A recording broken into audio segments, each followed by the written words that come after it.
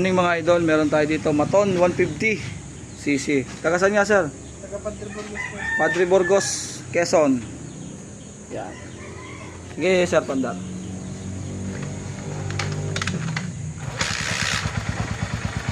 May na ano.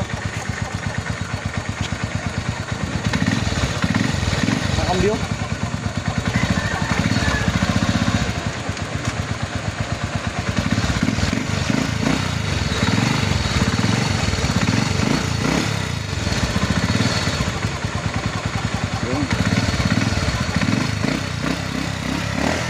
Patay mo na. Ayan.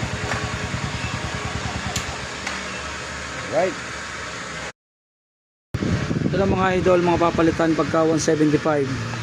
Crankshaft. Yan, naka-pin stroke po siya ng 175, di kagaya nitong isa. Kita niyo po yung pin, mababa. Tapos yung pin ito, mataas. Cruise Chariot 175. Yan.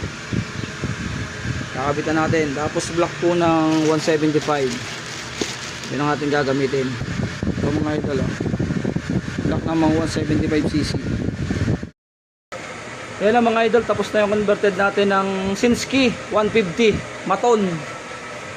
Buhay Maton, yan 175 na siya mga idol. Okay na. Ano po yung kanya, iba na lang yung tank niya. Ito po yung nakalagay din sa CC nya. Yan, yun. 175. Yan po. Okay na. Pantarin mo ka, sir.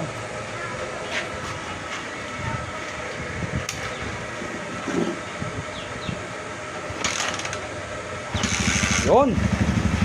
Ayos na, may humina.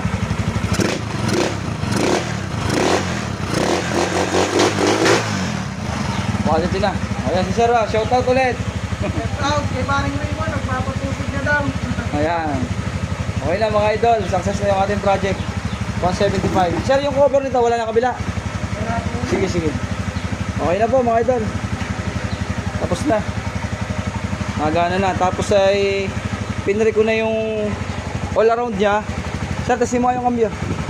Kung tinanggal na namin yung all around, bali napundo na siya. Primera, segunda, tercera, cuarta, quinta, isa pa.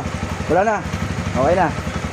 Okay na mga idol. Tinanggal na namin kasi ayaw niya ng all around. Nahirapan din siya. Minsan nakatungal nga naman sa quinta, biglang mag-neutral. Okay na mga idol. Ayan. Pre na yan, pre na. Okay na po.